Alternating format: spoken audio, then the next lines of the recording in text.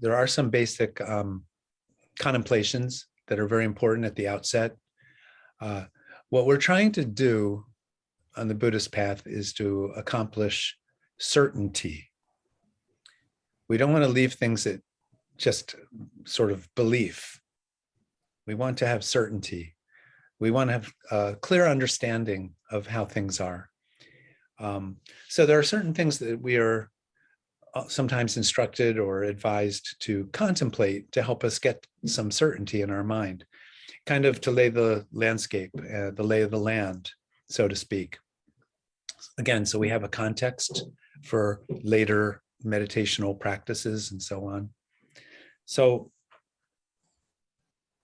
we talk about in the Tibetan Buddhist tradition, hearing teachings, which can also be reading, but it means receiving and getting a teaching of some sort, or being taught or told something. Then we reflect or contemplate about it, often extensively, to kind of take it in and really mull it over and try to really kind of get it for ourselves.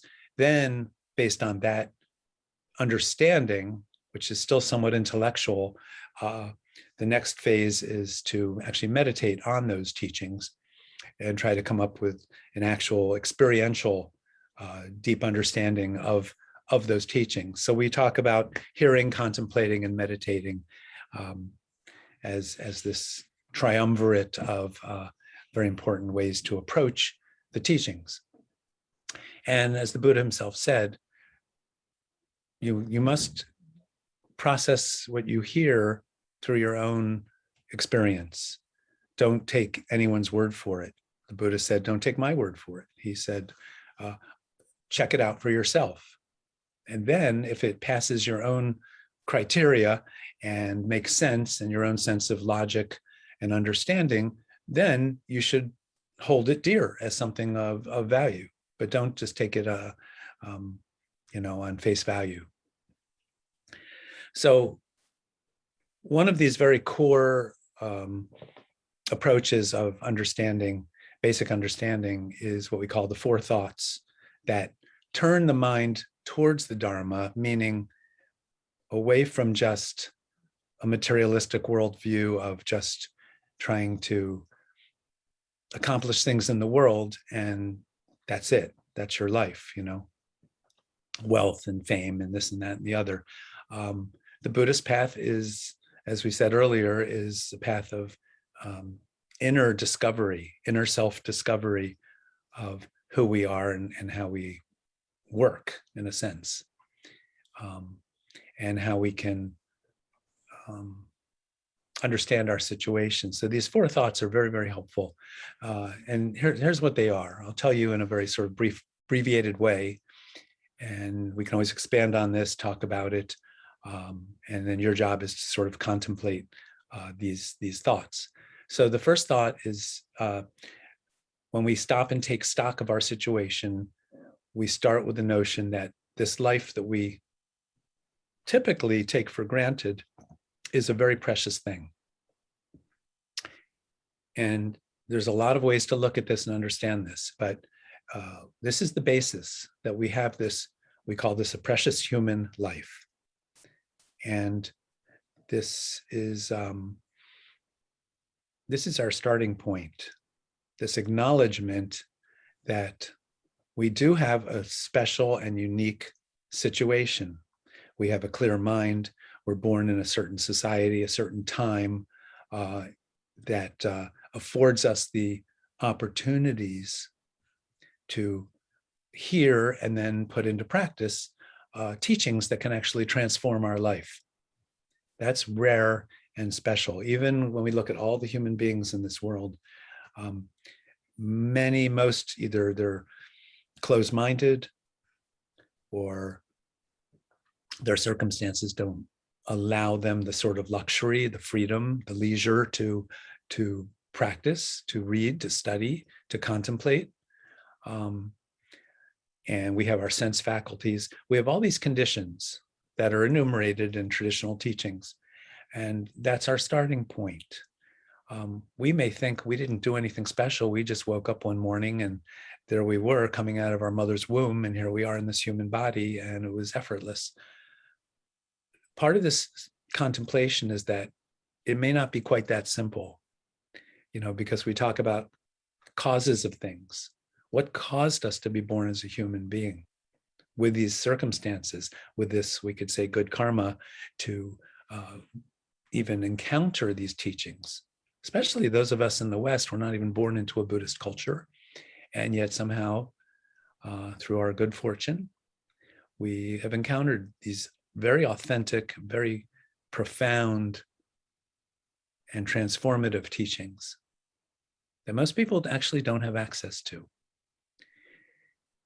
We also were born in a human body. That's not necessarily a given. This actually segues into a whole conversation that we'll have to postpone, but another time, about the notion of reincarnation, which Westerners tend to not really embrace and can be very, very skeptical about. But this idea that we're not just this one form, this one lifetime, that things are not so stuck and solidified is a pretty important concept. And maybe we can return to this at a later date.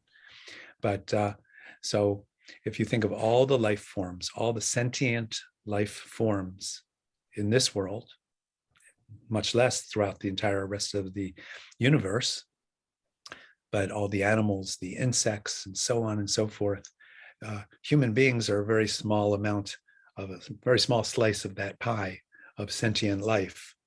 So to have this sort of, we say, again, it's not random that we're born as a human being, that nothing is random in this universe, that things have causes. What's the cause of being born as a human? This is something that can be explored and contemplated. Again, right now, tonight, we don't have the time to go into this in great depth, but this is the kind of thing we can start to contemplate, even read about. There's books like one famous one called The Jewel Ornament of Liberation by a great master, Gampopa. And we can always reference that, and you can find things like that. And there's other source material that will also elaborate on these concepts. Anyway, that's the first thought, that we have this precious human life, meaning we have this opportunity that we should not take for granted. That kind of distills that one down. Precious human life. What follows on that, and the second thought, is that everything in this universe is in a state of change. And another way to say it is everything is impermanent. Nothing lasts forever. Even galaxies, day turns to night, the seasons change, our bodies are changing, we're aging every moment. Nothing is fixed. So again, we have this precious human life, this amazing opportunity, and then the notion of impermanence perhaps can help us to not get complacent. Oh, my time is limited. Not only limited, it could come to an end at any moment. Sudden heart attack or stroke. I always think a meteor could fall out of the sky any second. We have no idea, and could just squash us like a bug. So anything can happen at any moment. So again, this notion of not taking for granted this situation, this opportunity that we have. Very simple, right? But actually very, very important, because complacency is sort of the great, it's the great bugaboo, it's the thing that can really derail you, no matter how sincere you are, no matter how much sometimes you want to practice or better yourself or do whatever. If we fall into complacency, then we can might as well just be a couch potato, and we're not going to change, grow, mature, evolve, sharpen our intelligence. So because you can actually say the path of Buddha Dharma is it's like the ultimate path of self-improvement, because really we're on a journey to completely awaken. That's the ultimate self-improvement. So again, going back, the first thought is the precious human life that we have. The second is that everything is impermanent. The third and fourth can be in either order, but we talk about cause and effect. which is loosely translated into modern American English as karma. Karma is not fate. It's not fatalism. It means everything has had a cause or many causes and conditions that have led to this. And then this is leading to something else. This is actually the cause of other things. And these are thoughts. Thoughts have prior causes that generate thoughts. Our thoughts generate further thoughts. Our situation, everything.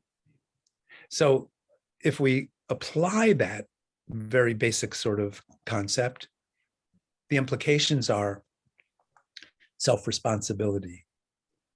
That means our actions have consequences. Even our thoughts have consequences. So the responsibility is to think and act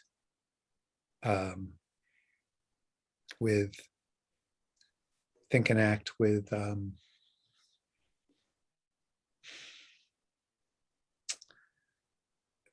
great care,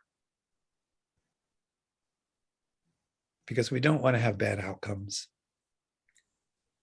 We don't want to be particularly sloppy or cavalier with our behavior and our thinking, because it can come back and bite you.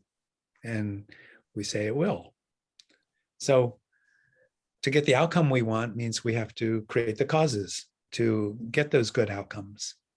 Again, the good outcome being having a more open heart, a more compassionate mind stream, a wiser mind stream, a less reactive mind stream, less emotional drama, all that stuff. So that's the third thought. And then the fourth is that if we look at this world, we already said it's unsatisfactory. But if we look at it deeply, we realize all the subtle things that we hope to attain, that we're grasping for, that we're trying to accomplish, they're kind of hollow, and they don't lead to any lasting happiness.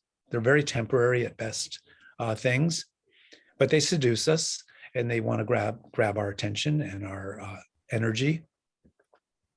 But there's no refuge. There's no ultimate source of happiness in things of the world. Everything will let you down, ultimately.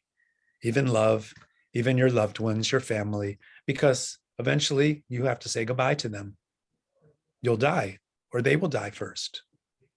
And that's sort of a harsh reality, but it's sobering.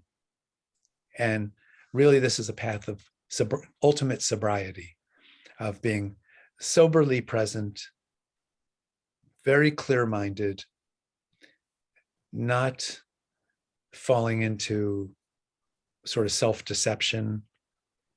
It's seeing things as they actually are. Very, very stark in a way, very bare bones, very clear, without our projections and putting our expectations and our wishful thinking and all that stuff on things.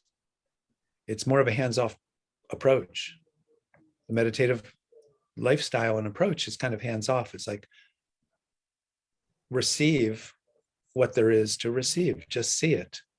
We don't have to sort of be too aggressive and try to punch our way through into a new reality or something like that.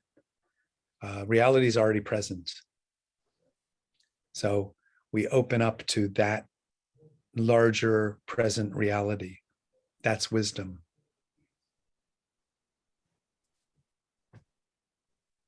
Okay. I guess if you have a question or two based on that. But I just wanted to say, those are four very simple and basic thoughts, but they have very profound implications. And if we give them some serious thought and time and attention, they're very, very important, because it is the sort of foundational underpinning of all sort of more, you could almost say more advanced or other Buddhist teachings and understanding. So we have to start with the basics. That's about as basic as it gets.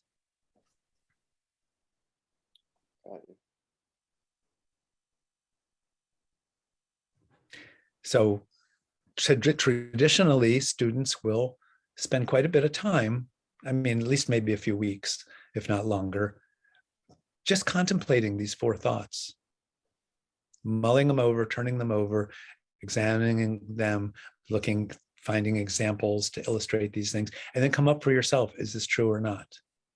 Are there any flaws in this? Is this life not precious and rare? Is it not impermanent and subject to losing, that we're subject to losing it? Does everything in the universe have a cause, or is there randomness? And then, is there anything in this world that actually really is of an ultimately satisfying and enlightening nature? So we need to look at these things. This is how the path begins.